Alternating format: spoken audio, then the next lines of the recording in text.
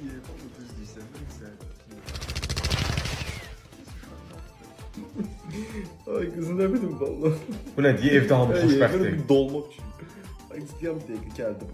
Yığaram mən səni. Ay qız, mən Michael abini yiyemamsan, hə? 8 tane maykon var orada. Giyin de birini. Mən onları istəyirəm. Ged onları yiyor. Necə? Hamısı eynidir. Necə onu istəyirəm? Uşaqsan sən.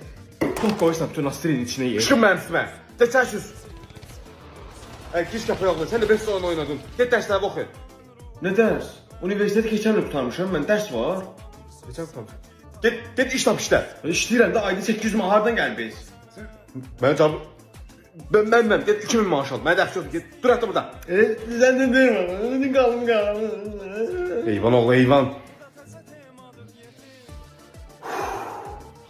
Arvadın Nasır Ensin korladım. Oğlumun da Nasır Ensin pox elədim. Nəsə ürəyim soymadı. Sən gelin kızımı da bir də Nasır Ensin pox qoyum.